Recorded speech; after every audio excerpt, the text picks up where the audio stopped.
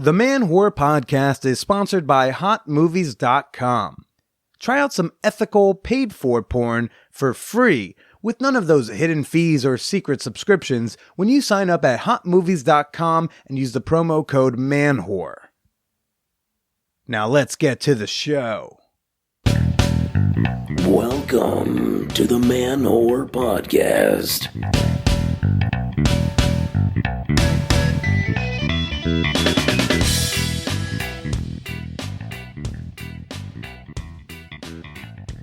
Shout out to all the chuckle fuckers, fan fondlers, and podcast groupies.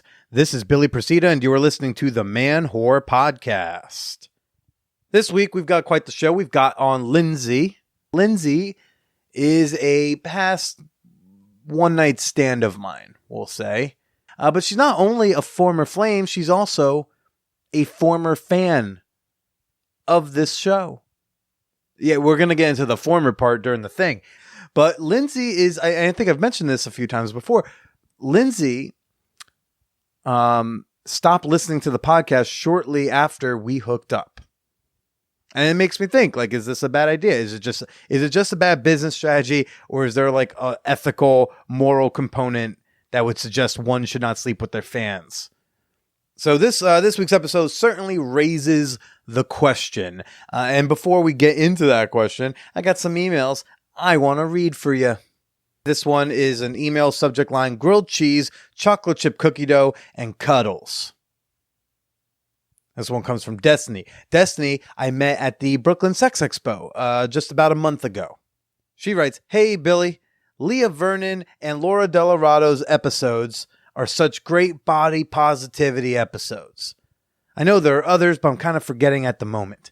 I went to the nutritionist today, who said my goal should be losing 60 pounds. Fuck that. I really wasn't feeling sexy anymore, feeling a lot of bad thoughts about myself.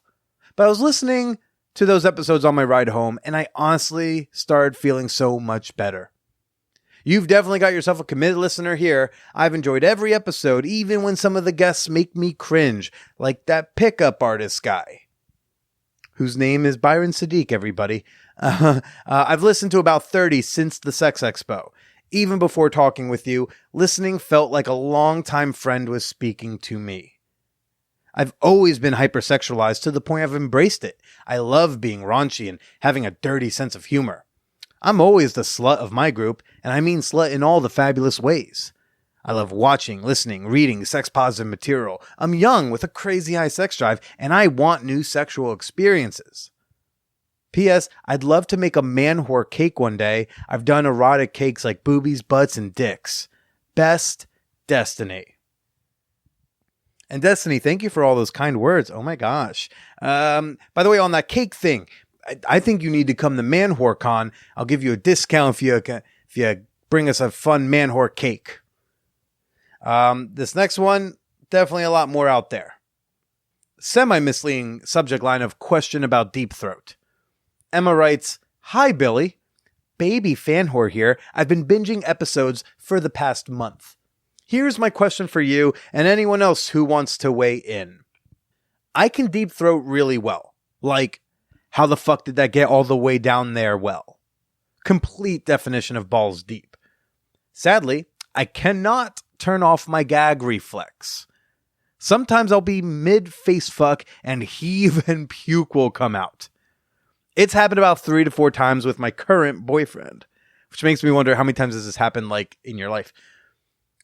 Sometimes I feel it about to happen and I can swallow it back down. Sometimes it legit just comes out and there's no stopping it. He doesn't seem really concerned about it. Actually, he thinks it's kind of hot that he's doing this to me. He also is really laid back about bodily functions in general. Like, he'll eat me out even on my period or bareback me anal. Is this a normal, known thing for people who deep throat? Is it one of those gross little secrets no one talks about? Would people with dicks rather a normal blowjob with no deep throat, or take the throating with the risk of surprise puke? And do any fellow sluts have tips? I've been keeping a towel nearby and just wiping up and continuing. I try not to eat too close to fuckery So if I gag, it's just spit and not like Wendy's coming up. Thoughts and prayers for puked on cocks everywhere. Emma. She included a cute little pic in her little black dress and cute black heels. Looking good, girl.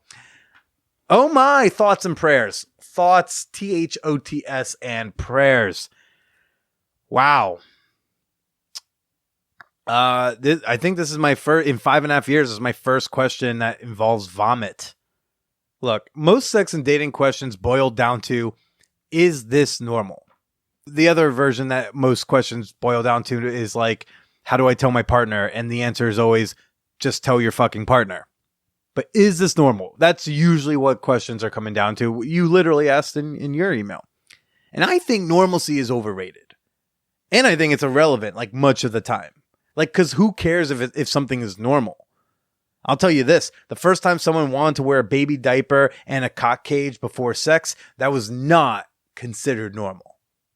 But you know what? That's what was normal and erotic for that person, and that's what matters. Like, stop thinking, when it comes to sexuality and sex, stop thinking about what's normal. Start thinking about what's healthy and right for you. Just because something's normal doesn't mean it's healthy. Remember hearing about all those chicks dipping their tampons in vodka? That wasn't healthy, but started to become normal. Like, you asked, do dick havers prefer normal, quote unquote, blowjobs over puke dick deep throat? I mean, well, some do. And some don't. Like, Emma, if you ever blow me, please do not puke on my dick. I think deep throating is overrated. I'm all about that suction. Because look, it hasn't happened to me. But I also direct people who are trying to make themselves gag to not. As abnormal as this email is for me, this all seems par for the course for a deep throater with a gag reflex. Like, if you told me, like, what happens when someone who deep throats and has a gag reflex gives a deep throating blowjob, I'd be like, oh, they're probably going to vomit a bit. Case solved. Mystery closed. But I also don't know, like, gosh, the questions you dick suckers have or must be thinking in your head while you have that cock in your mouth. What a life you must lead. I never have to think about this question. I have never had to wonder, like, if going down on someone was going to result in me vomiting or them vomiting. Instead of wondering, is this normal? Wonder instead, are you having fun? And is he having fun? Because this seems like an email where there's there's no problem. There's nothing wrong here. Because you're into it. And he's down with it. You take pride in it. Like, keep your tonsil towel ready and keep having fun. Because that's what you should be wondering. Is it fun? Is he having fun? And is this healthy? Which I think is the only thing you should maybe ask an actual doctor friend about. Make sure you're not causing harm to yourself. But if you're all good, then keep doing it. I don't know. I kind of want to throw this one out to everybody else. Do you have feedback or answers to her questions about dick puking and deep throat? Shoot me an email. Okay. You can write me at manwhorepod@gmail.com. You can share your stories of puking on dicks. You can give her some tips so she pukes less or she can manage to puke better. Dick havers, you can chime in. This is a topic I did not know I was going to have to tackle when I started this show. One more time, that's manwhorepod@gmail.com. Okay. Before we get to Lindsay, everybody, time for the fan whore appreciation moment. Okay. This is the part of the podcast where I like to thank some of the members of my fan whore community on Patreon. Patreon, of course, is the best way to support this podcast and get access to exclusive bonus episodes, secret sex-positive discussion groups, and oh so much more, including my nudes. So I want to give a shout out right now to Dana, who apparently had a dream about making out with me. So that's great. Thank you to Coace. You're an enigma. I can't find anything about you. When I Google Coace, it just comes up with some British economist. Don't know if that's you from beyond the grave, but thank you for your support. Thank you for your membership. Shout out to Rory Barrington, who looks like he's got some of that good weed. If you knew Rory, you'd be like, yeah. If you don't know Rory, then it probably doesn't make sense. But thanks, Rory. Thanks for being a pal. And a shout out to Olivia. It was so nice meeting you and your husband at the show in Mishawaka last week. Thanks for coming out, and thanks for being a member. And you too can become a member for as little as $2 per month. Join today at patreon.com/manwhorepodcast. That's Patreon, patreon.com/manwhorepodcast. Our guest this week, Lindsay, she was once a patron until she realized, like, ooh, I don't even listen to this show after I fucked that guy. But this is an interesting one. I think I might come off as a bit of a douchebag in this episode. I can't really tell. Re-listening to it, it seemed fine, but like in the moment, I felt like, wow, I'm a dick. I don't know. But I thought this was a really great conversation and a really nice way to reconnect with a one-night stand. Essentially allowing her to warn others, don't do it. But like also, I'm still open to some of y'all doing it. Okay. We should head on over to Lindsay. Okay, we are bringing back a segment long lost in the Man Whore podcast archives. Okay, some of y'all, you diehards out there, will remember that during those like first 9 episodes of the show, we used to play some stupid games. Okay, I guess I was being influenced by You Made It Weird with Pete Holmes. And I was like, oh, we'll have like fun little recurring inside joke games that we play at the end of each episode. And then I was like, I don't really want to do that. And I stopped. But one of them was really cool because it was an original idea and I really dug it. So I'm bringing it back as a new weekly segment. We're playing Cast That Porn, brought to you by HotMovies.com. Hey!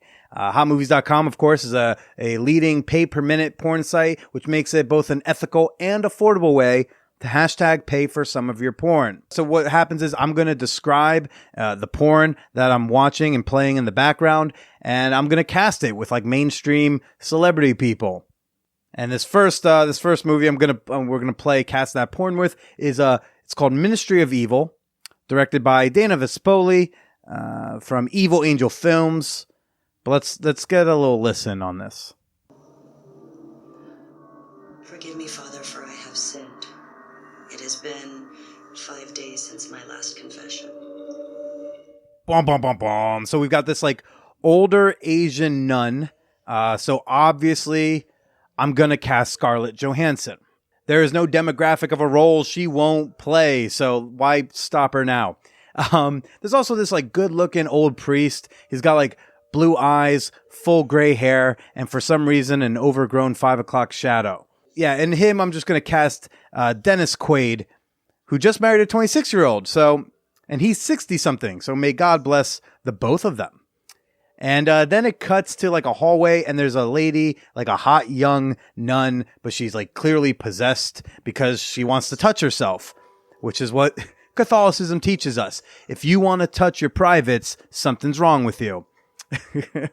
So she's like stumbling down a hallway, and then like a third nun has to come get her, and then all of a sudden we're on this bed. Now we've got what's supposed to be an exorcism scene where I guess she needs her legs spread open because that's where the devil comes out of. And then the priest just like low-key takes his cock out and puts it in her mouth. So, you know, this is very standard exorcism-y.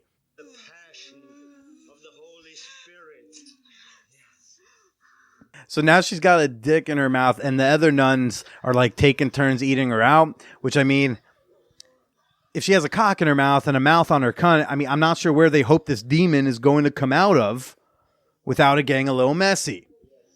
Oh, and of course, like the priest, he has no refractory period because this is A, porn, and B, running through his veins is the power of the Holy Spirit. And then Scarlett Johansson, remember, our protagonist of this 2-hour film, is just in the corner sprinkling holy lube on everyone. I imagine she finally gets fucked at the end of the film, you know, to complete her hero's journey. Oh, and the one role I have not cast yet is the young possessed woman. And I don't know, to look sexy and possessed, you need someone with some modern dance experience who relies more on her looks than her talent. So let's just go with Miley Cyrus. Yeah, that sounds a lot like her. And that's been Cast That Porn, sponsored by HotMovies.com. If you want to get 20 extra minutes on top of any package you sign up for, use the promo code MANWHORE when you sign up at HotMovies.com.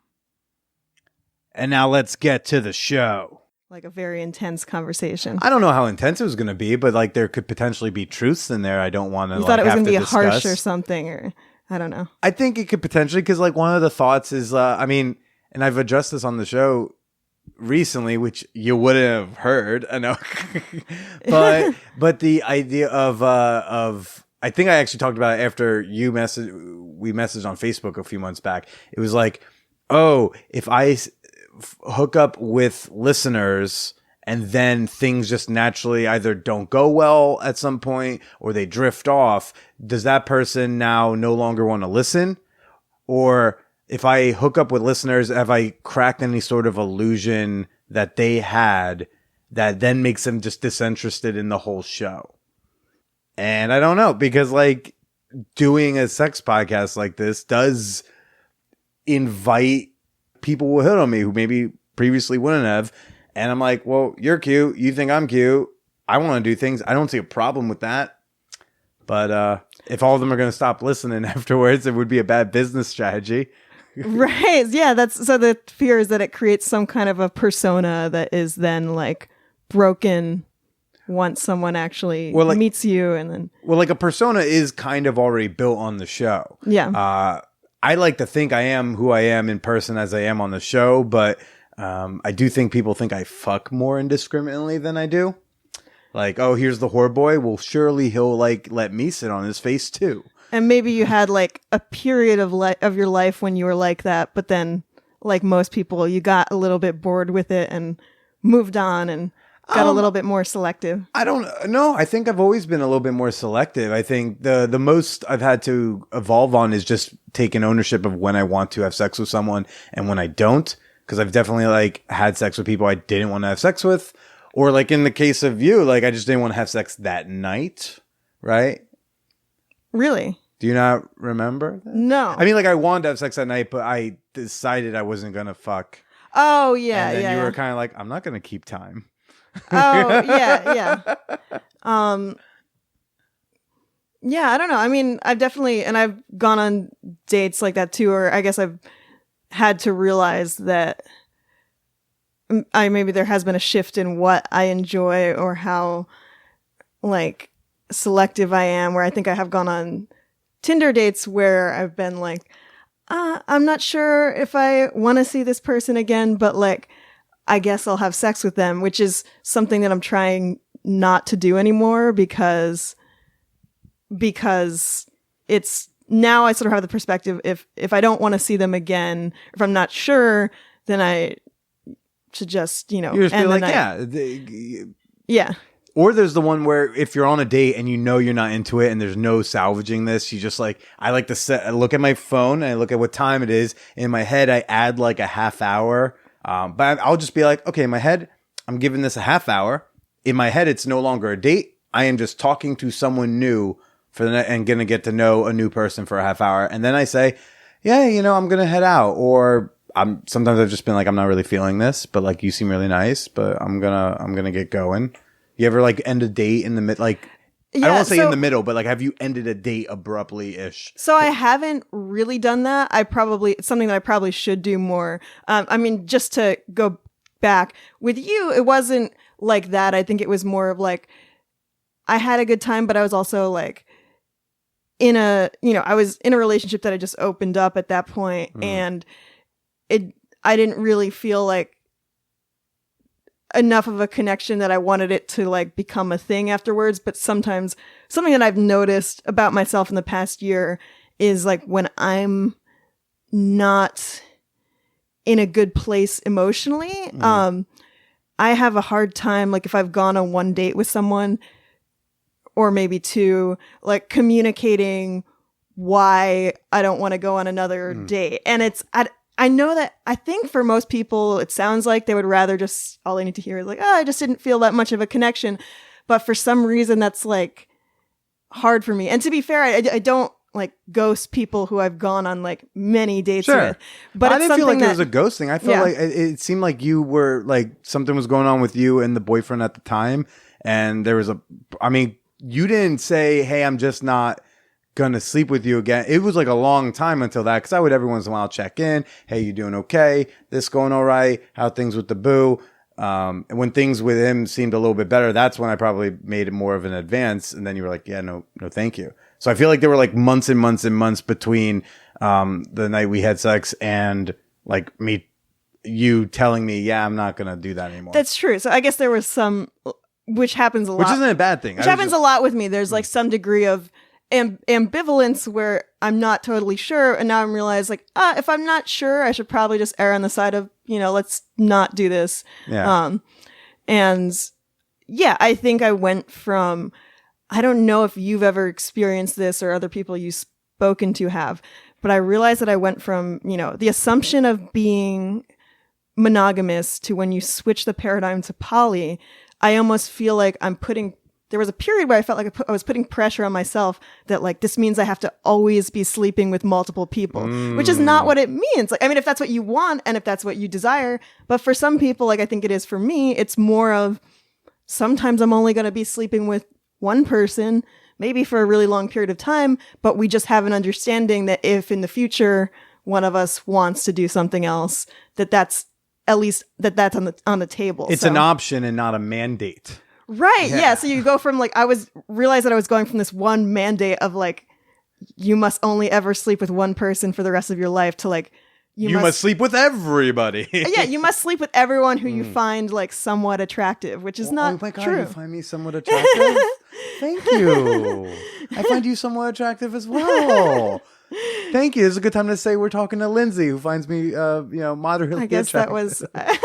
No. I'm teasing. No, that was a signature. I have been told that like, I was told by someone that I dated this past year that I tend to give like backhanded compliments that are like twisting the knife in, which I don't intend to do, but I guess that is part of my personality. So to me, they only twist in if like the backhanded part feels very real. Like if the backhanded part be like, if I'm like, oh my God, I think she actually thinks I'm just moderately attractive, then that's a little bit more twisty. If I was like attacking, you personally, yeah. Well, I want to go back a little bit of just, so why did you and the ex-boy, because he's the ex-boyfriend now. Yeah. Why did you and the ex decide to open the relationship? So I was something that I've been thinking about for quite some time. I guess we were together for 5 years. And so it was probably about like 3 years in that the thought entered my mind as something that I might want to do. And 4 years in before I actually proposed it. And how'd y'all meet? 4 years. Wow. Yeah. Yeah, that's a long time to be. Yeah, no, we met. You said, how do we meet? Yeah, how'd you meet? We actually met on OkCupid. It was when we had both first moved to New York. Okay. And I think I was in my head like ready for a serious relationship. And then I found it. Then you get on the OkCupid. You're like, ditching Tinder. I'm getting serious. No, I had never been on Tinder. I was on Tinder for the first time this year. And so, yeah, I've heard that OkCupid has since gone downhill. I feel like that was like the heyday before everyone was on Tinder. And now what I've heard from some of my friends is like that, I don't know, they have a harder time finding people that they're into on OkCupid. But I do appreciate that OkCupid, it's like you actually get a sense of someone's personality, which is sometimes really hard to find on Tinder. How were things with him before you proposed it? So things had been like good for a while. I mean, we loved each other for sure. There wasn't too much like conflict in the relationship. We still went on dates and traveled and had like adventures together, but I think things had been a little bit flat for a while. And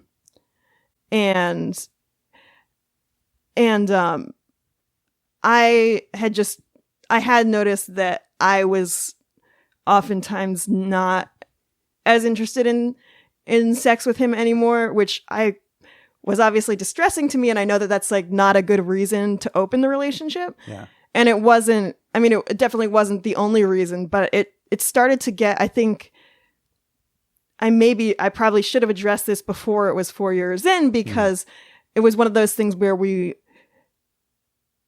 sort of so intimate and definitely loved each other, but that coupled with living together and doing everything together, I realized that he started to feel almost more the familiarity of a family member to me than like a boyfriend, which is What that kind I guess of family because member? What he was given the? well, no, and this is the funny thing. Like, he looks nothing like anyone in my family, but I specifically noticed one time over the holidays when I was with my family over Christmas that I accidentally called my brother by my ex's name, and I was like, oh, this is bad. That's bad. I'm not like sexualizing my brother, but I'm like You're desexualizing brotherizing him. my boyfriend.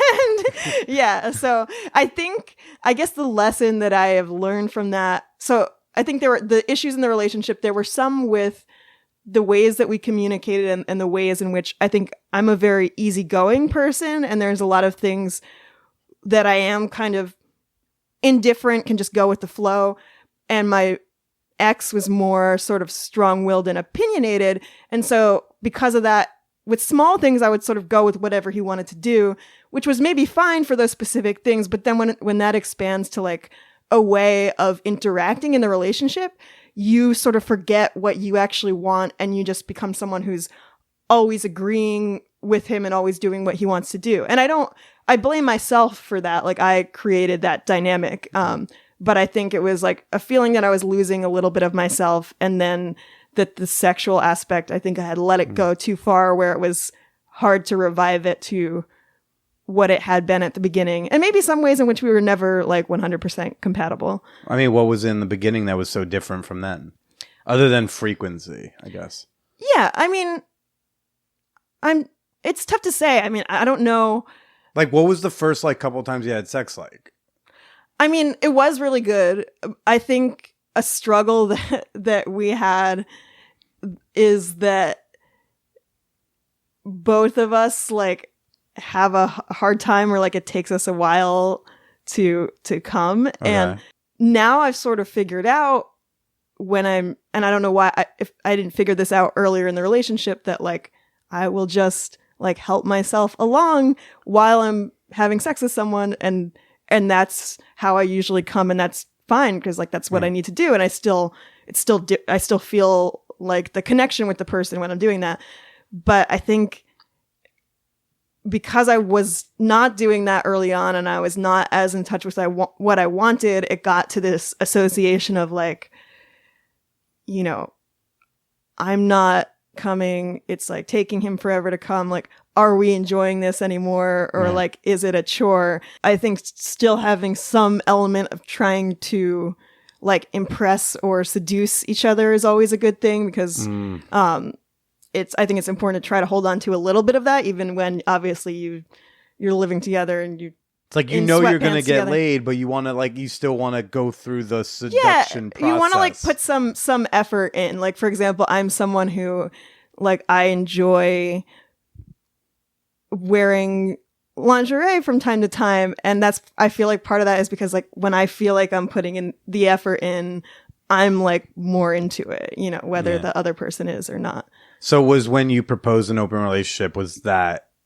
like should you have instead proposed breaking up, or was it a really like a good idea to at least try to open? Yeah, that's a tough question. I mean, it's one of those things where there's a lot of issues that I should have addressed earlier in the relationship than I did. And that's why it was really painful for me, and why I was like, part of why I was depressed for some time after the breakup, because I, you know, felt that I had like hurt this person that I love so much.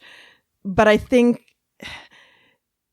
in a weird way, even though I knew that there was a risk that it would lead to a breakup, I had to try and see if it could help the relationship, or it was information. So it was either confirming something that I feared, or telling me like that this could work, but I needed to try that before just like giving up on it. You know what I mean? It's kind of like someone who listens to the show who then decides to sleep with me. It's like, is he any good? No, it's like, it's fine, but not what the podcast would make it seem. And it's like, oh, well, I just did that for information. I fucked him for information. No, it was not like that with you. No. But yeah, it's, so I don't know what to say. It's like, I think I had to stew over all this for a long time because it was a really hard period, but if I had broken up with him too hastily and not sort of explored everything, then I would have been questioning, did I actually make the right decision? And it's like, once you go through all of that, now I'm just like, I'm never gonna, even though it was a great relationship for the most part, I'm just like, I'm never gonna move in with someone again until I'm pretty sure that like, I probably want to get married, you know? Okay. And what were some of the things you wish you had addressed earlier? I mean, I think I wish I should have been like just kind of more vocal in the relationship and, you know, doing more things based on how I wanted to do them, or like being willing to disagree and argue if I didn't want to do something his way. And yeah, just been more upfront about what I was interested in sexually, because I think now it's like I would go into a relationship letting someone know that I probably am gonna want something that's a little bit open, so it's not a surprise, and we can discuss that later or not, depending on how they feel about it. Okay. So you two opened the relationship up, and, you know, I forget how we got to deciding to get together. I scrolled back through all the texts and stuff, but apparently I remember there was the first email, like you sent, a very, very good picture. But then after that, like there was some chatting. At some point in time, there was like hey, let's get together. Because you live like not terribly far from like my neck of the woods. Yeah, I think, yeah. And I was actually surprised that you wanted to get together, because I guess I just figured, well, you had so many people sending you pictures or whatever, but you were like, actually, most of them. Look, there's never enough boobs in my inbox, people. Okay. Just, I want to let y'all know there's always room until Gmail tells me I'm full up. But you were like, yeah, most of them actually don't like live in New York City and are also poly or whatever. And also attractive. Yeah. I should edit that part out. No, yeah. I mean, I don't know why you'd be surprised. I'd want to see you're like very nerd babe chic. I don't know, like how the it's like the hot girl at the library that like always keeps to herself, but you're like, oh my gosh, she's gorgeous. Why you not talking to her? I'm laughing. Yeah, you saying that because someone that I went on a date with like not too long ago saw you in the library. Oh wow. No, he was like, he said something that I wasn't sure. I was like, a part of me was rolling my eyes at, but then I was like, no, that's kind of accurate. He was like, you're like a mix of Daria and like a 50s pinup. I was like, oh. It's just like a little bit of like the Daria. It's like a little bit of like fuck me and a little bit of like fuck you. I don't know what that is.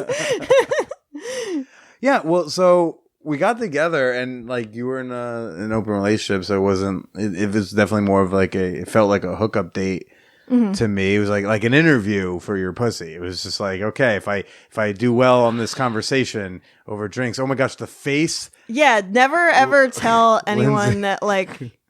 That going on a date with them, even if it's for a hookup, is like an interview. A hookup. I feel like a hookup date for whatever person you're with. Both people are kind of interviewing for each other. I get it. It's just the phrase is just cringy. But interview for your pussy is not like a colorful, flowery phrase. This is part of the reason why more recently, I'm not doing hookups as much, because I realized that I kind of need to have a stronger connection with someone to be interested in having sex with even if I am attracted to them. So that's kind of a shift that happened in my head over the past year. Okay. Did anything cause that shift in particular? I think it's probably a mix of a lot of other stuff that I'm dealing with in my life, as that I'm focusing on more so than sex, dealing with mental health issues and just feeling like I, maybe my sex drive hasn't been as high. So it's sort of like to be motivated to want to have sex with someone, there has to be some other element of intrigue to it. And also I think if it's just a hookup there and my sex drive isn't as high, there's a greater likelihood that I'm going to feel some way like icky about it, whether it's just, feeling objectified in a way that I am not in that moment enjoying, or it's tough to describe. Because obviously if it's what you want at that time, like being objectified feels great, but when you're not totally invested in it, it feels very like disorienting, or you feel like a little bit disassociated from the event, if that makes sense. Did you feel that way when we got together? No, I don't think so. But it's something that's happened a couple of times, and that's why I'm like, oh wait, trying not to. You as a woman dating on the internet felt objectified? That's so strange. Well, no, I wonder if anyone can relate. Can you guys email in? No, if, I don't know. No, it's weird to say that, and I don't mean to sound too obvious, but I guess the reason why it was something that I had to kind of acknowledge in myself and didn't realize immediately is because, I've never been someone, I hate it when people say to like delay sex because if you have sex early on, then that guy will only see you, value you for sex. And like, you should value your personality enough that people don't see it as they're just looking for sex. But also like, because it's weird, I feel like I won the lottery because I've never been sexually assaulted, which is a weird thing to say. So I'm like, oh, I shouldn't have any issue with this. But the bottom line is still like existing as a woman in the world is still a different experience than being a man. And sometimes you can go through those experiences and feel like you're not fully there or not fully with it. So yeah, I mean, I've definitely felt that when I'm in bed with someone I don't want to be in bed with, which is like, I forget if I've already forgotten if this is on, I said this on mic or off yet, but just the idea of like, that icky feeling you described. I've been trying to make sure I only fuck people that I actually want to fuck, which is a weird thought, but it's because then I want to feel good about that decision. I want to be like, I don't want to wake up the next morning and be like, oh, I can't believe I fucked that person. And likewise, I don't want someone to sleep with me and wake up the next morning and be like, oh my God, I can't believe I fucked that guy. Like, I'm trying to make my sexual choices more purposeful. That much. Yeah. And I guess I'm realizing maybe some of it is I'm pickier than I thought I was. Cause it's like, if it's someone, I could like a lot of things about them, but if something is off, then maybe the next day I'm going to feel not great about it. So I just have to be like 100% in for me to go for it. How did you feel after our night together? Did you feel that icky feeling? No, not like an icky feeling. Like you said, I was just kind of like I had fun and I was confident that if we hooked up more times that we could have different types of experiences together and it would be fun, because I do also often find that when I'm hooking up with someone, usually it gets better as it goes on, that we get more comfortable with each other's bodies. This is a very nice way of saying, Billy, it wasn't that good. Well, no. I told you could just say it. Well, no, that's because I've been prepping for weeks. Just like, I'm going to walk in there and she's going to be like, Billy, it wasn't that great. And I was like mentally preparing to hear that. But this is also like why you were telling me let's not do it right now, because that is why I told you about. No. I knew that if we hooked up again that it would last longer. But you can't let that dangle. I feel like that needs to be addressed or contextualized or context. We were in bed. We were like fooling around for like, I want to say like a couple hours. It was not that long, but yeah, for long enough that it would. I was very pent up, and then you wanted to switch from like what we were doing to PIV, and I was like, oh, I don't think it's good. I already know this is gonna like explode, I was like, as soon as I enter you, I will probably come. And then like you brought it up a few times, and eventually I was like, look, it's just not gonna last long. And you said, look, this is a line that sold me, and you're like, I'm not gonna keep time.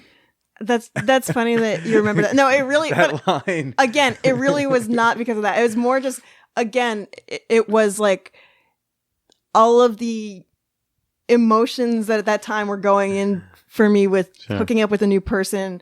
It just like wasn't worth it with me right then to be like hooking up with multiple people outside of my relationship, because I feel like again, I think we would have had more fun in subsequent times, but it was like I was already seeing one other person, and that seemed like enough, particularly when my ex like agreed to open the relationship because he knew I wanted it, but didn't really seem all in and wasn't going on any dates himself. So that made me like want to slow things down and it's just like, it doesn't feel like you're doing polyamory right if you go on a date and then you feel like kind of guilty afterwards, you know? For sure. Yeah, that's a weird one that comes up. The whole like, oh, how do I get my partner to start seeing people? The like poly under duress. Yeah, and Poly under duress, yeah. I think he like made a Tinder account, but I'm aware that, you know, for guys in general, unless you're like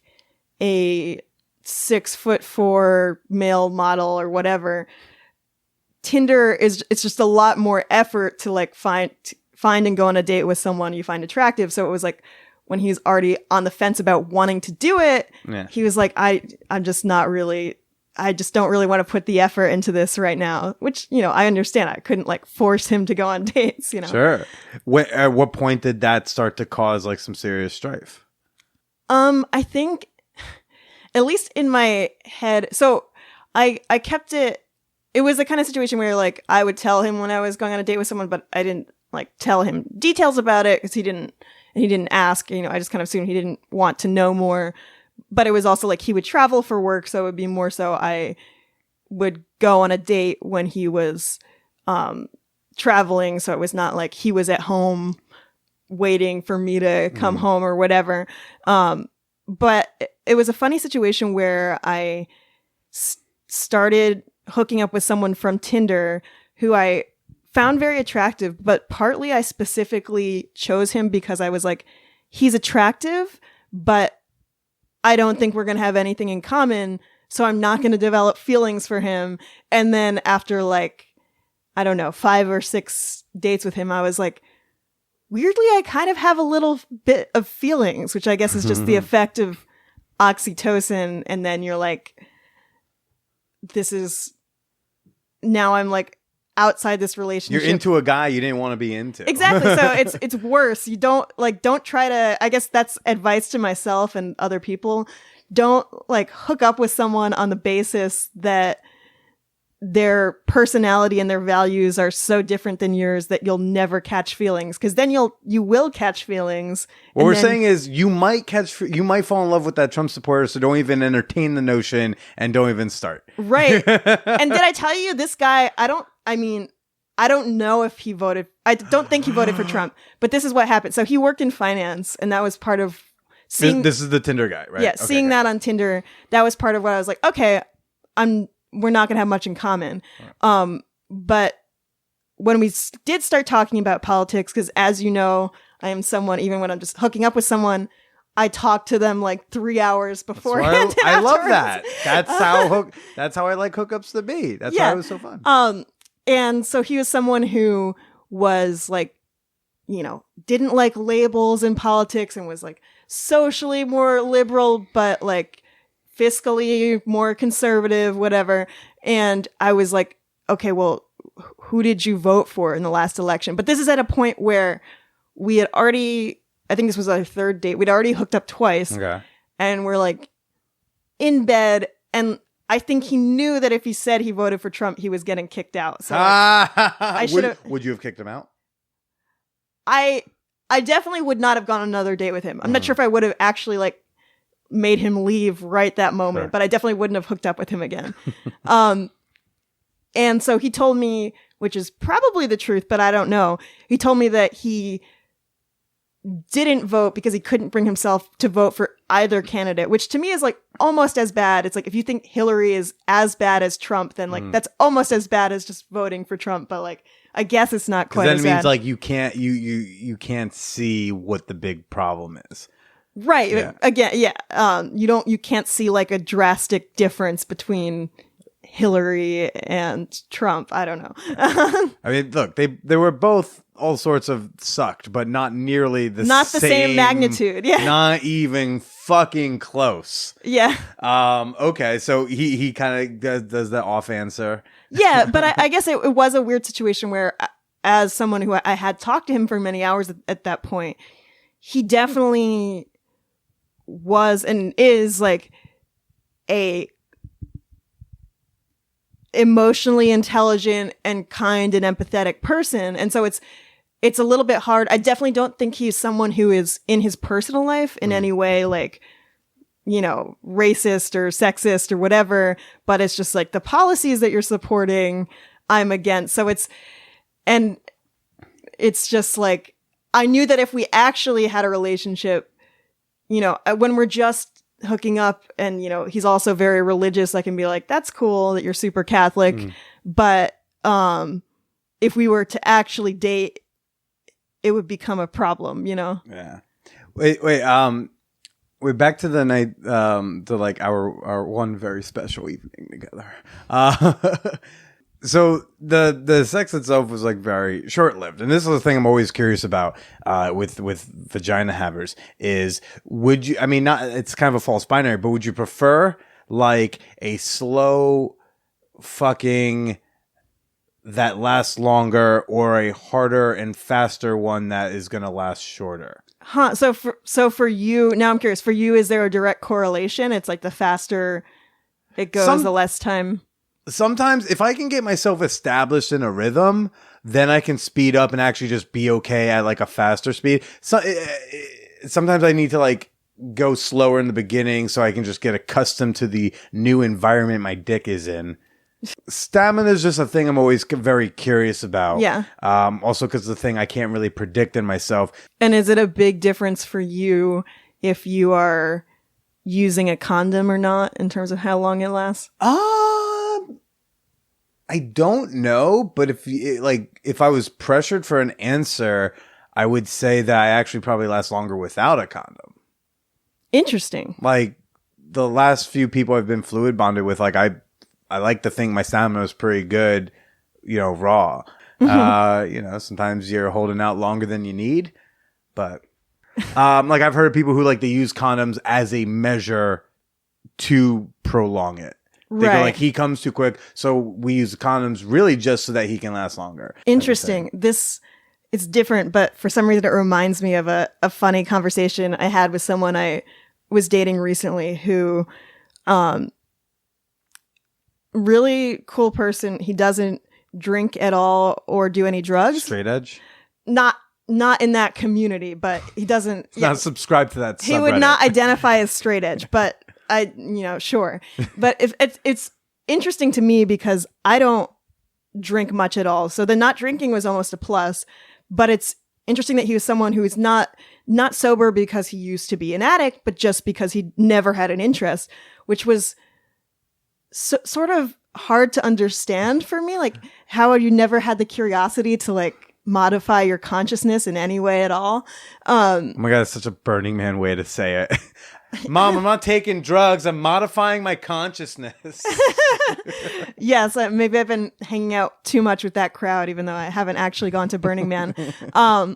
But I was talking to him about weed, and I was kind of like, you know, I'm not going to convince you to smoke weed because I'm sure many people before me have tried to, and if you were like subject to that kind of peer pressure, it would have happened already. But I was like, you know, sex when you're high is like really, really great. And he was like, well, sex is already great. And like, what is that? Now imagine it better. Like, but like, yeah, that's what I tried to say. But then he was like, does that just mean that I'm going to come faster? And I was like, I don't think honestly, so. I think I can I know I'm going to compound if then statements right now, but like if I'm stoned and if I am like able to function, And that's not necessarily just like erection. That's like me having the energy to fuck. If I'm stoned and I'm like able to function, I think I last like a pretty good chunk of time. Cause like it's not, I feel like it's a different sensation. Like it's not a sensitivity. Like it's almost like sensitivity has been removed and replaced with like this amazing feeling. Like I definitely don't come quicker on weed. Yeah, I think it makes you sort of more in the moment. So I notice like I'm more willing to take things slowly and not be so goal oriented, like we do this, this, and this, but actually just experiencing every part of it, which is what you want to have happen. Yeah, no, drugs and erections and fucking. I can't believe I had sex not smoking weed for so long. I was like, that's what this whole thing has been about. I would have started smoking weed a long time ago if I'd known it was going to make sex this awesome. Yeah, and I think especially for me as someone who sometimes has a hard time being in the moment and sometimes is not as sensitive or has a hard time getting to climax, that weed can really help. I mean, it still has to be like in a situation where I'm comfortable, but it You find can that's help. helping you get out of your head? For sure. Yeah. It's, it helps me get out of my head I do feel at least sometimes stronger sensations from it. So, yeah. How do you feel when someone comes like way sooner than you were hoping? So I have a funny story about that.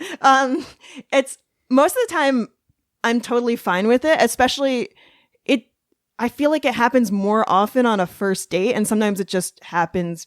I mean, well, I'm not going to hold it against the person. It's like if we hang out longer, if they sleep over, we can try it again in the morning. Like I'm definitely not going to hold it against them. The only time that I did hold it against someone was, it was weird because both dates that we had, he had something planned like immediately after the date. And I was like, you're suggesting the times on this. Why are you doing this? Yeah. The first one was, like he had an early morning hike. And then the next time, I hadn't seen him for a little while, but I thought he was cute. We had a good conversation. We met up and got drinks again, like a time that he suggested. And he had like his friend's midnight surprise birthday party that he had to go to, but I wasn't invited along. Give me a break. And I was like, what the fuck? Like, why? Because he was like interested in me, but not thinking about, like, he wasn't doing it to try to get out of the date. But I was like, why did you pick this time? Like, if you're going to have a party afterwards, make it one that I can come along to. Yeah.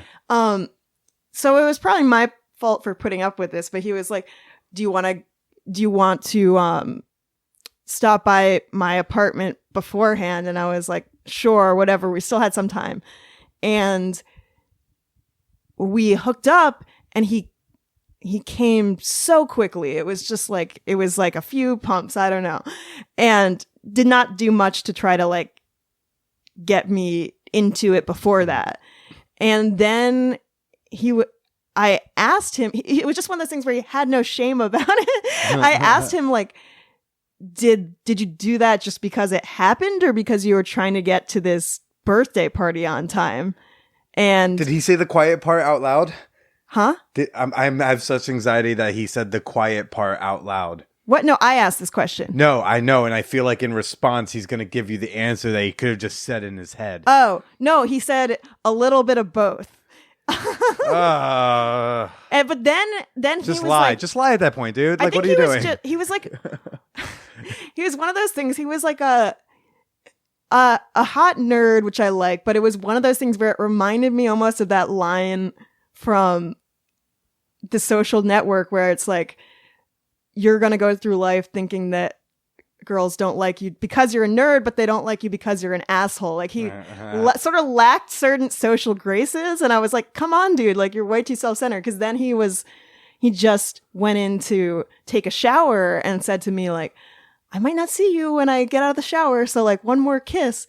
And I was like, I didn't say I was going. Did you just like subtly kick me out? I was like, you could have, then he took like a long shower. I was like, you could have taken a quicker shower than this. Well, he used the shower as a method of like waiting for you to leave. I mean, it was so like, and this was someone who he was in an open relationship because his girlfriend had moved to Tucson and they were doing the long distance. But it was like, he reached out to me months later and I didn't want to meet him again, but I actually told him why, because I felt like he needed to know. I felt like he didn't know. It's like when and this is something I'll do, especially if like whether it's I came shorter than I wanted to, or despite all the things that we did that, my partner hasn't climaxed yet. And I have, like, look, dudes, like, slip out of her and like just immediately get like a finger or two and just continue what your dick was doing. Yeah. In fact, it will probably be better because remember, like, our dicks aren't double jointed. So like you can do more things with your fingers. That's what I'll do. I'll just like be like, okay, if I'm done, well, now let's do a lot of this until the person taps out or comes or whatever. Right. Yeah. And that will definitely leaves a person with a different response than if you're just like, I'm done. Or at like at a minimum, it'll just show, even if it's not something she needs or wants in that moment, it's like it'll show that you'd be willing to. Like, I slept with someone new the other night, and like when I had came, I just went ahead and like got a couple fingers in her, and she was like, she almost tried to stop me and be like, wait, don't you need a few minutes? And then she realized what I was doing. And she was like, oh yeah, no, please keep going. Yeah. Like, show a little effort, fellas. Show a little effort. Again, I went that whole night just being like, I want a do-over because, like, I know I can last longer than 2 pumps. It wasn't that bad, to be fair. You lasted longer than that guy I just described. I don't know. I just left being like, now my ego kind of wants a second go just to show, so there's no word out on the street. I don't know. When did the relationship end, and what was the final breaking point? Real easy segue. Yeah, I mean, again, like I said, I moved out August 1st. It was one of those things where, honestly, where it was just intuition that I knew that I was not, for whatever reason, I was not excited about the future with him anymore. And therefore I had to leave, because if there was something concrete that I felt like he could do that would solve all of that, then we could work on it together. But because there wasn't anything concrete like that, but it was just a feeling, and like a feeling like I love him, but I'm not in love anymore. And like, again, I used to want to marry him, but now when I think about marrying him, I don't feel excited anymore. Yeah. And so it's just like that hard thing where you have to listen to your intuition and leave, even though it's hard to do that after 5 years. It's like, at least we are not married and don't have kids together. So yeah, it wasn't really a breaking point per se, besides that like persistent feeling of I need to do this just wouldn't go away. That was rough. I had that with Paige. I don't know if you remember. Yeah, I remember you talking about her. Yeah, that, like, towards the end of that relationship, I just like, I was sensing more and more like, I don't think she's happy in this poly thing. I don't think she's happy. I don't, like, so many like subtle things said that were like red flags where I'm like, I mean, mine wasn't like I was still in love with her. It was just, but it was that aching feeling always kind of lurking around, like this relationship maybe needs to end. And then just like finally getting the gall to do it. She just beat me to it by 3 hours, but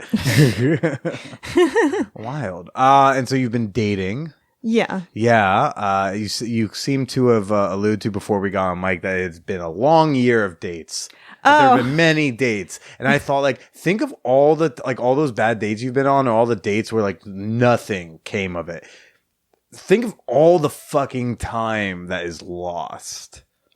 To those, you know what I mean? But I honestly don't see it that way, because I think we discussed this before off mic too, but when I have that experience that I know you have had as well, where you finally meet up with someone and you kind of know instantly, oh, you're just not as attracted to them as you thought you would be. It happens.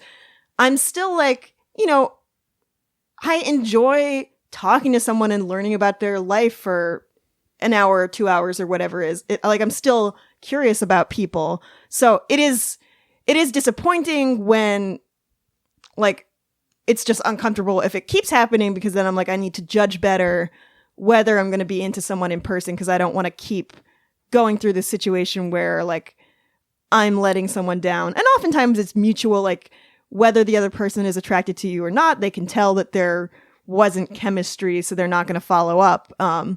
But yeah, there were bad dates. There were also ones that were like somewhat promising, but then it just didn't, as I got to know them better, it didn't pan out. So I will say, like, it didn't feel like a hard and like arduous slog to me, especially at the beginning, because I've always been someone who enjoys dating. Like, I just find it interesting. And the bad dates are always good stories. So especially after 5 years of not really dating, it was fun and exciting to go out on dates, whatever happened. And then, you know, more recently it got to a point where, okay, I'm not really enjoying like going on bad dates anymore. But especially at the beginning, like, I had fun. Like I said, this was my first time using Tinder, so I was like swiping on people. This is like some crazy game I've never experienced before, you know. And sometimes you get to come when you win. It's yeah, like it was a great distraction right after a breakup when you're really like, you know, sort of heartbroken and in a dark place, and then there's this thing that can, you know, you can just meet new people and have fun and just not think about it for like a few hours, you know. And then where are you at now? You got a fellow person? Yeah. So it's someone I guess it's only been like a month and a half, but it was sort of just at the point where I was about to give up on Tinder and went on a date with someone from Tinder, and had low expectations because I've learned to, you know, not expect too much in case we just don't click. And I was really into him immediately, and it's one of those things where you meet someone and it's just kind of like, risk of sounding cheesy, it just feels like, oh yeah, like, of course we met each other because like, just I understand him, he understands me, and almost like it feels immediately like I've known him for longer. So that instant chemistry. Yeah, that instant chemistry and instant connection. So I mean, it's still very early, but I deleted my Tinder profile afterwards because I was like, now, you know, I think earlier this year there were a couple of people that I dated a little bit more long term, but we didn't. First of all, I wasn't ready for another relationship yet. And second of all, they were both situations where a lot of things were really great, but there was one thing that was just a little bit off. And so I knew I didn't want it to get serious with either of them. And now it's like at the point where, okay, it's been a year, like maybe I'm ready to actually try a real relationship again, you know? Yeah. Deleting your Tinder. Haven't you forgotten your poly mandate? You must fuck everybody. No, you must have 17 partners. How dare you not? Yeah. That initial spark, that initial chemistry. I mean, did you feel like you had that with your ex in the beginning? These are all like such hard questions to answer. Hard because they're not answers that are like happy and flowery, or hard because you actually don't know the answer? I don't know. I think that I did. Like, there was definitely that feeling of an instant feeling of the first date I went on with him. I felt like, oh, this is someone who I can see myself like sharing a life with. And in a sense that was true. Like, we shared a life for a long time. But that sounds like such a factual No. brain kind of. No, it's not at all though. It's totally an intuitive thing where it wasn't based on like, oh, he has a job and whatever, he's responsible. I mean, most of the people I went on dates with were like that. Yeah, it was more of just a combination of attraction and like a comfort around him, but it was instant, and it definitely wasn't like based on reason. Now, whether that's the same as with this current person, I don't think it's exactly the same. But these are hard questions for me to answer. I mean, I've been on dates with people where it was like, I like this person. Like it's the attraction is I like this person and I recognize a lot of positives and such. But then I go on dates where I've connected with people where from that first hour, I am like melted and I'm just like, yeah, I'm here, I'm in. I don't know if one is more valuable or better than the other.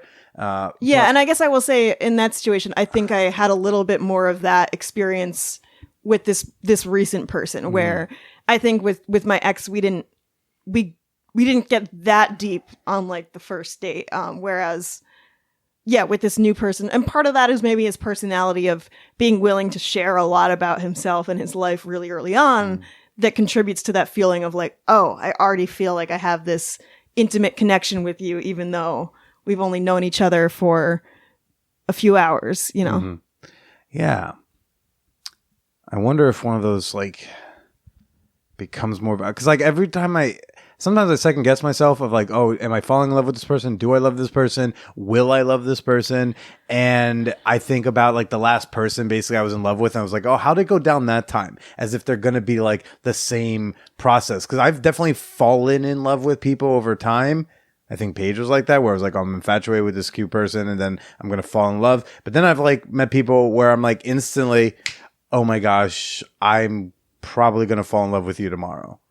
Yeah, I mean, I had that kind of like instant infatuation with someone that I met this past year, but that was actually, it was something it was from Tinder, but it was like, I didn't realize at the time that if you travel someplace and then open your Tinder again, that it'll show matches from that other place. Oh gosh, did you match with someone who's like far, far away? Not super far, just far enough. He's just far enough. He is just far enough for it not to work as a real relationship, but he's like DC. In DC, yeah. And because Boston, you can make Philly work. DC, right? It's just the difference between like 3 hours and like 6 hours on a bus.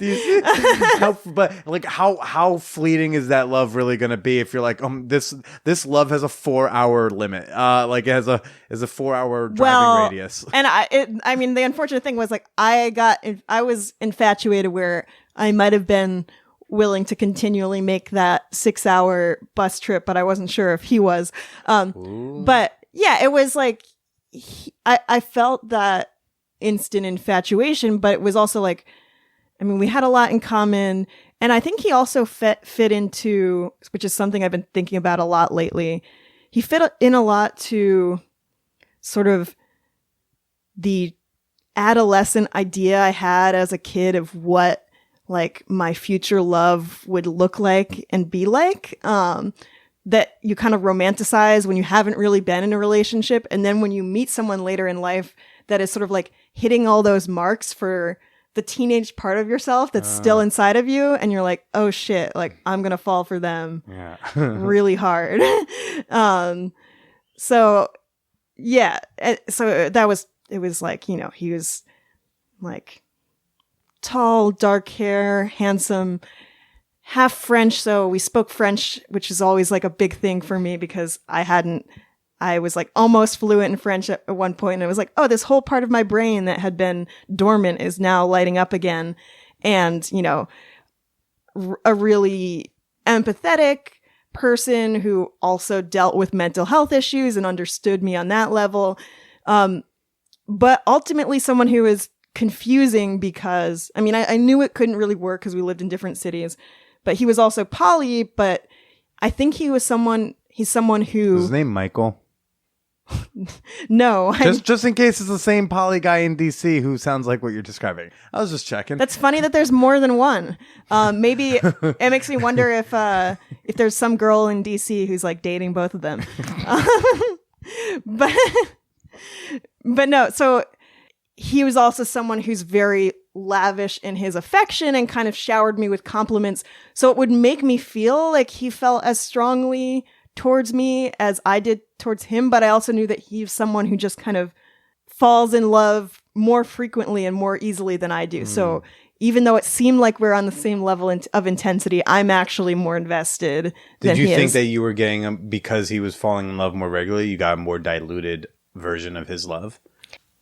It's tough to say. I mean, I do think that his feelings are genuine. I don't mean to imply that they weren't, but I just don't think that I was as high of a priority in his life as he was in mine.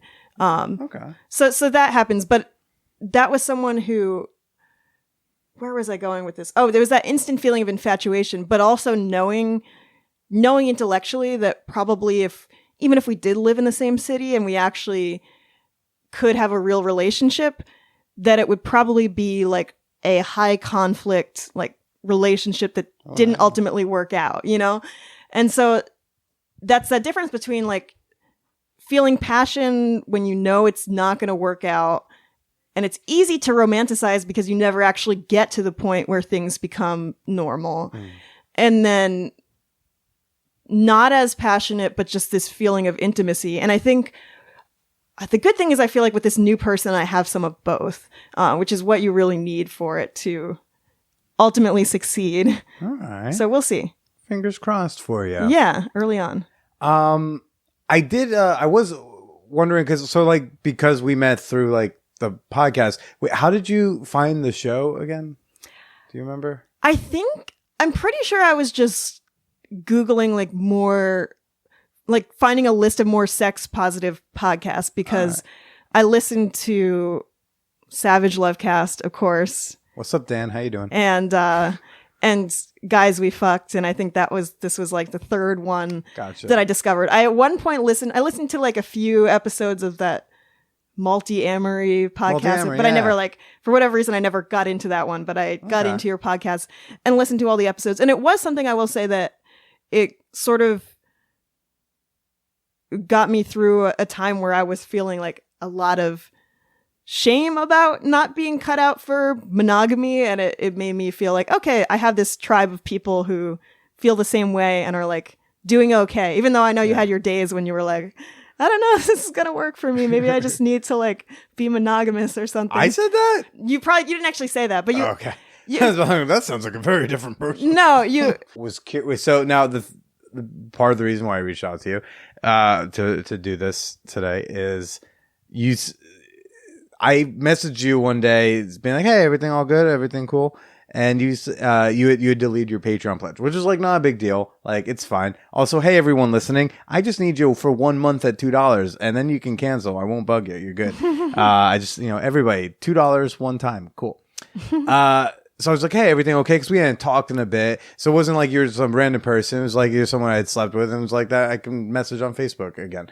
And you were like, yeah, I've just kind of stopped listening to the podcast. I'm like, all right, cool. That's fair. That's fine. People lose. And then like doing market research, I'm thinking like, yeah, like, hey, when did you stop listening? And you were like, and by the way, this is again, like a year and a half after we'd hooked up. You were like, yeah, like probably shortly after we hooked up, which by the way, kudos on you for staying on Patreon for a year and a half for a show you weren't listening to anymore.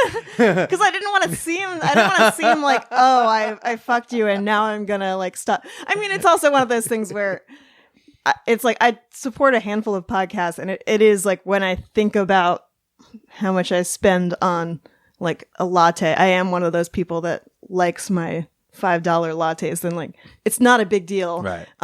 But it was at a certain point I was like, I think I was having one of those days where I was trying to see all the stuff that I had subscribed to that I had forgotten I subscribed to, just all those little payments. And I was like, I haven't listened to this podcast in like a year. Did you get like a new credit card? You were like, oh, we got to go replace all these numbers. We might as well cancel a few of these. No, it wasn't that, but yeah. But so why after hooking up with me, just so you can kind of, maybe this is like, you can warn listeners who are like, if you like the show, maybe don't fuck Billy. Here's why. What made you stop listening afterwards? Yeah. So I don't know. Because you're not the first person to tell me this.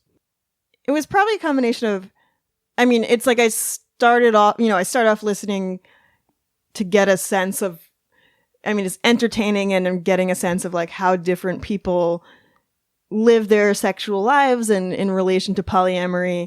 And I don't know. I think probably towards the end of me listening, there was some element of like, am I going to hook up with Billy or whatever?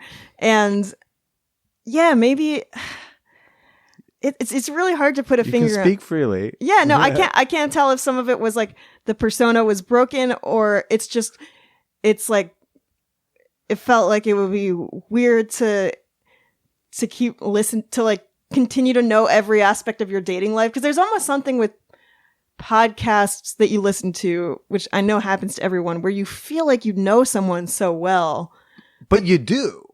You kind of do. If you've listened to 200 plus episodes of my show, like, you know me better than my family. Like, so I don't you think know, I've listened to quite that many. but But there's maybe the idea, close, yeah. like, I mean, you're episode 289, like the fact. So, like, if anyone's listened to half of those I episodes, mean, I know a lot, but it's also Yeah. filtered around certain aspects of your life. I certainly know more about your sex and love life than your family, but there's still certain sides of Billy that I don't really know. Like, I don't really know what your stand-up is like, for example. I don't know. like- mediocre. I'll just let you know.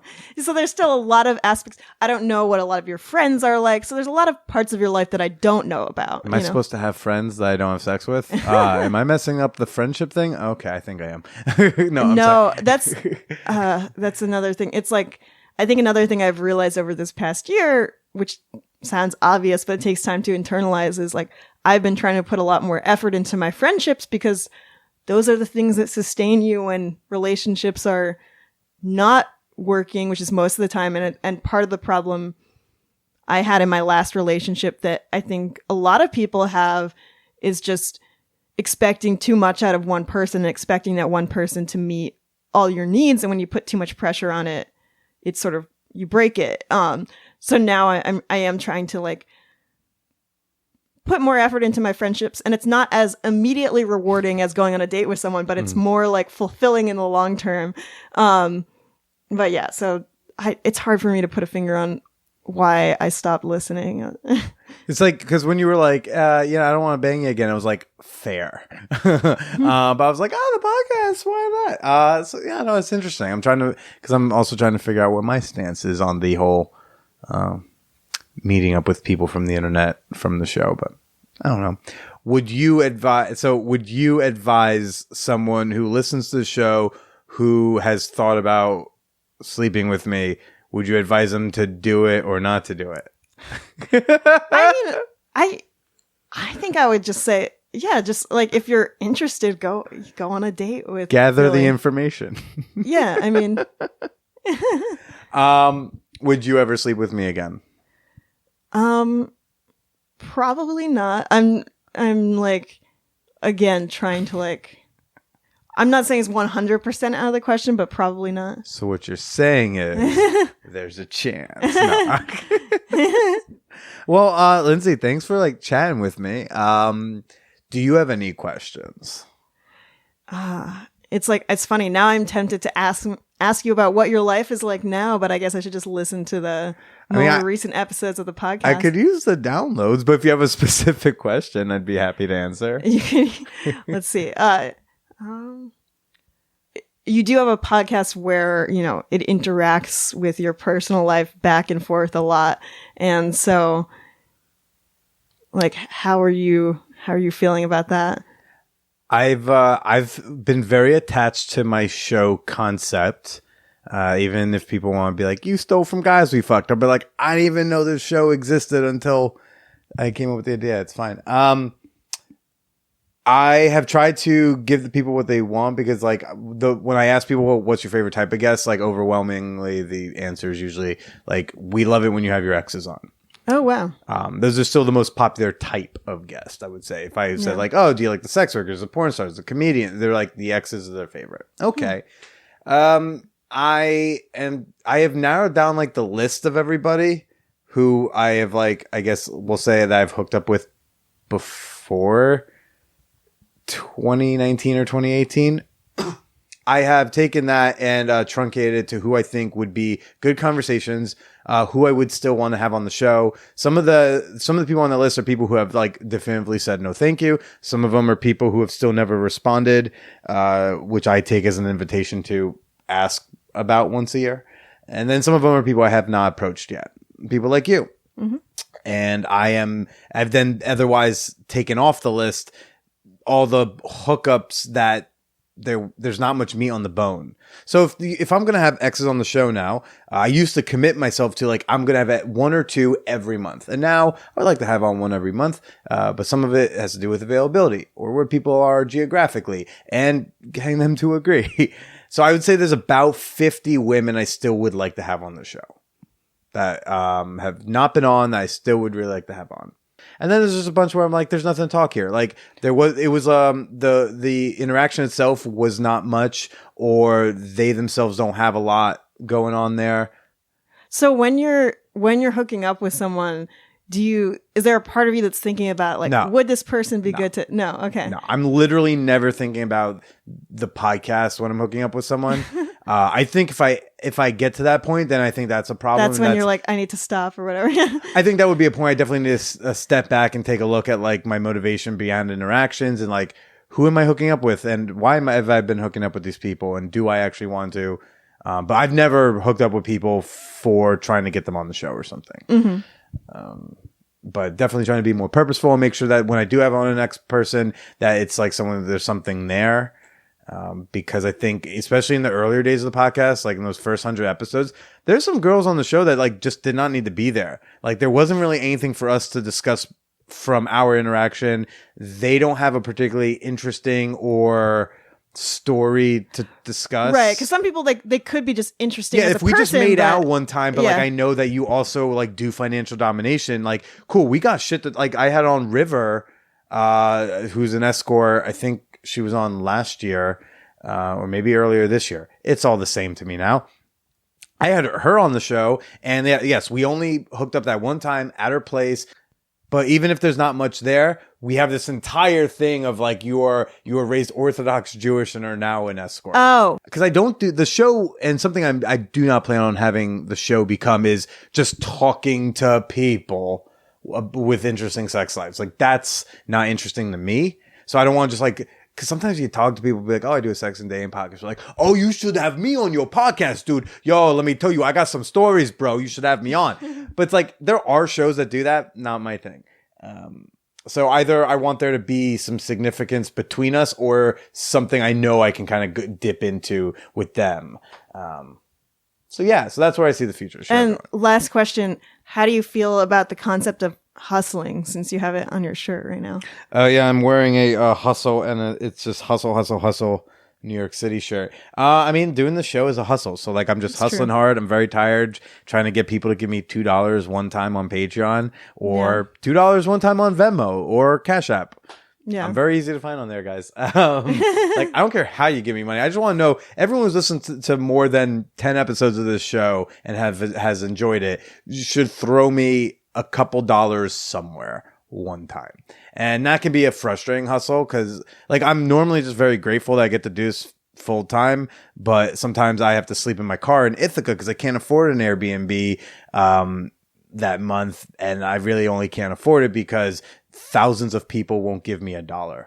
Right. It's like when you know that the podcast is popular, and yeah, it's helpful. I mean, it normally doesn't irk me as much as when like I'm in Ithaca 2 weeks ago for a comedy festival and I chose to sleep in my car instead of spending money on a hotel because it was Apple Fest and all the hotels were triple priced. And I didn't want to spend money on Airbnb because it was like, well, I could just sleep in my car.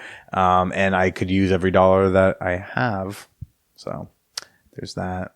But I'm excited for where the show's going. I got some cool like episode ideas, concepts. And then hopefully that list of 50 women, like hopefully a good chunk of them will say yes. And I'll keep getting to deliver my exes to you. yeah.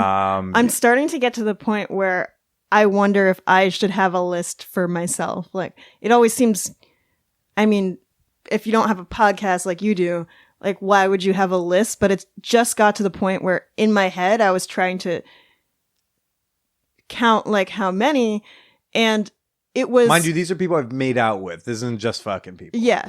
So it was less than I thought I was going to be overall, but that's because like so much of it has been in the past year that I was like, maybe I should start writing this down. I don't know. Look, for sexual health purposes, it's always a nice idea to just like have some names. Yeah. Just in case something happens, you know who you need to go back and call. Like, and mine's so detailed because it shows like how far I went with different people. I go like, cool. I know if I ended up with oral gonorrhea, then like I can go back and I know which people like I put my mouth on those pussies. That reminds me. Have you seen this? There's this British TV show on Netflix called Lovesick.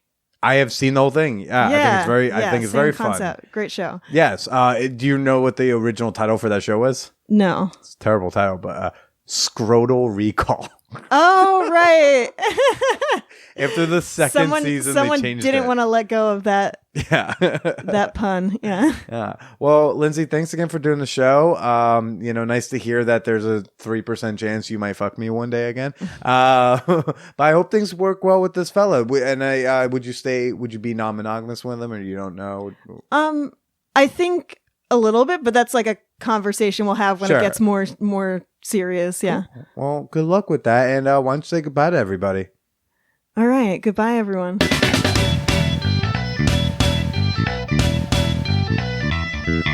So what do you think? Should I still have sex with fans who want to have sex with me, or should I just turn down all those fine, lovely offers like I do when the dudes are offering? I don't know. You feel free to send me your thoughts. I want to know.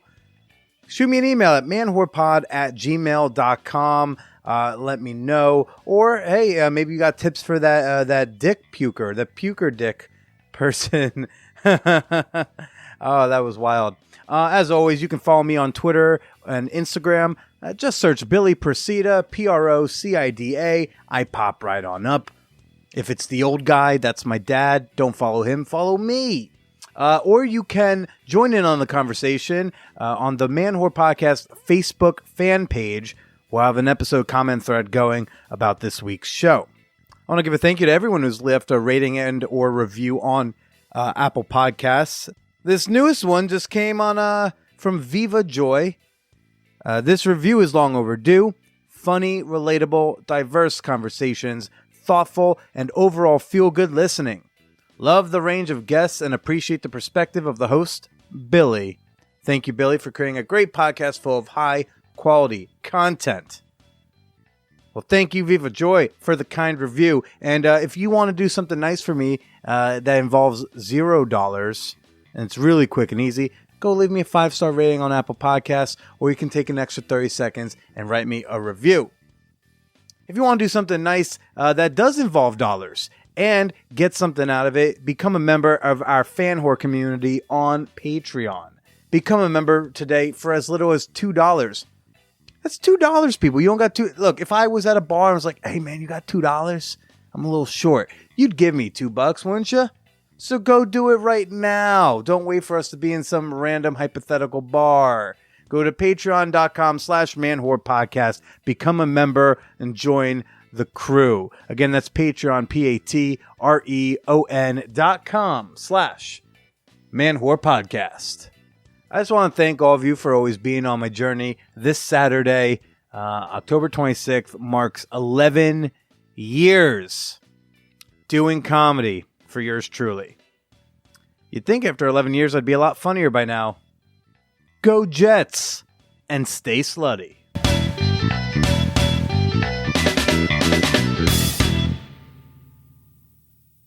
In my younger days, still played full court basketball into my 50s. Loved the competition, but never had the size or the talent to reach your level, though the desire was there. Okay. Though the athletes of today are certainly superior to those in my day, we miss the clean-cut young men and women from those days. Those were like very white days. I just want to remind them.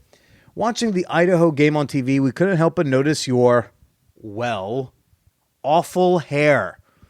Surely there must be mirrors in the locker room. Don't you have parents or a girlfriend who've told you those shoulder-length dreadlocks look disgusting and are certainly not attractive? We congratulate you on your game against Pitt, but you need to remember you represent all Penn Staters. Both current and those alumni from years past, we would welcome the reappearance of dress codes for athletes. You will certainly be playing on Sunday in the future, but we have stopped watching the NFL due to the disgusting tattoos, awful hair, and immature antics in the end zone. Players should act as though they've been there before.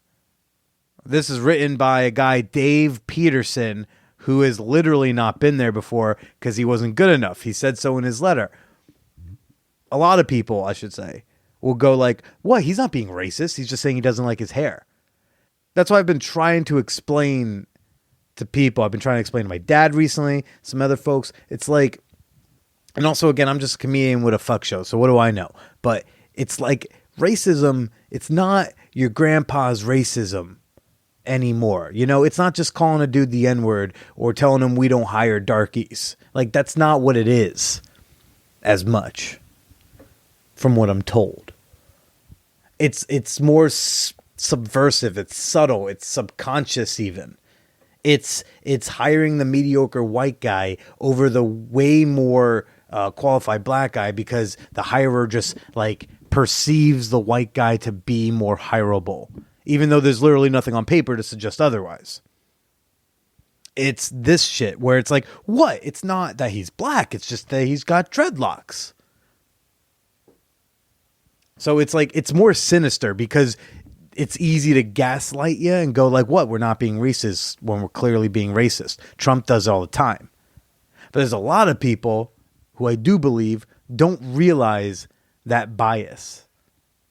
That they don't recognize that they might have a subconscious, a low-key bias there.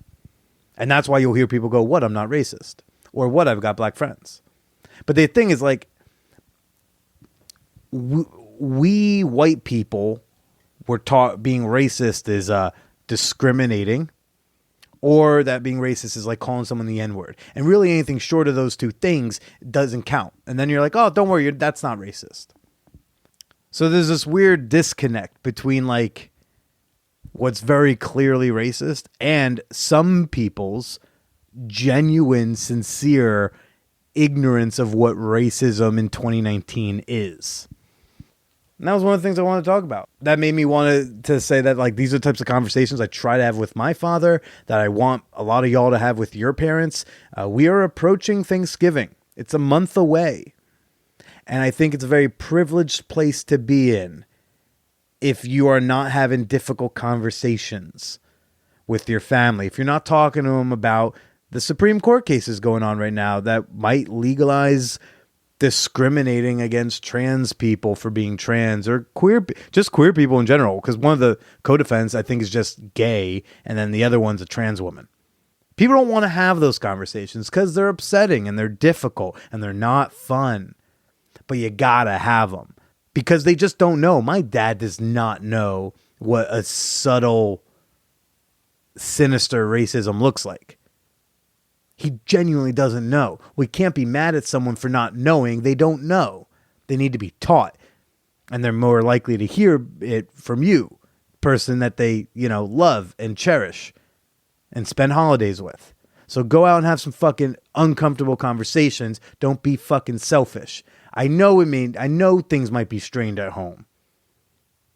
But if you are a straight person, if you're a white person, if you're a cisgender person, whatever, you gotta have these talks. And it's selfish and privileged not to have them. Hopefully, with your family, it's mostly everyone just being like, yeah, this sucks. Or, oh, what could we do? I don't know. That's what I want to talk about in the intro. The fact that Thanksgiving is coming up soon. And sometimes people will legitimately tell me that they don't want to have these conversations at home. They don't want to get in the fights with family at home because they just want to have a nice dinner. I think it's important because your family's votes matter. I mean, honestly, I couldn't give a shit if my dad truly figures it out.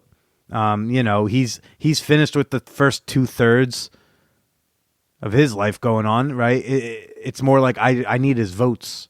I need them to value these people's rights more than their taxes.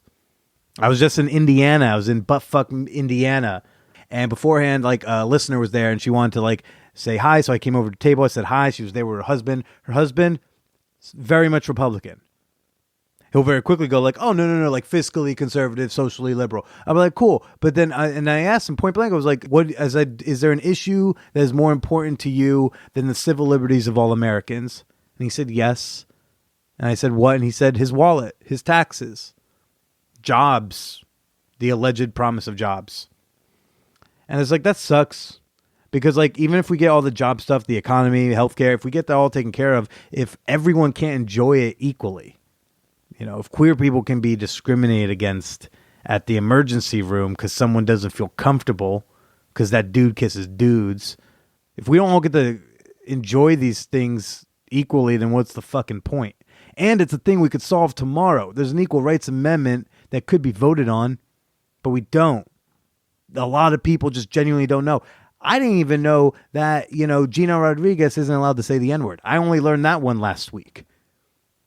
There's a lot of things a lot of people of privilege don't know, and they're unknown unknowns. This isn't like we're refusing to learn. It's not a case of refusing to learn as much as just not knowing we don't know something. And we have to come at with compassion, because I've needed to have things compassionately explained to me a lot, and I still do. But if someone's going to come at me yelling at me, that's not going to work. Go to Thanksgiving, compassionately explain things to ignorant family members, and then if they still insist upon sticking their head in the sand, now they're assholes because now they know better. And this is all the stuff I want to talk about in my intro, but there's some of y'all who are like, your intros are too long. So now here I am on Instagram Live.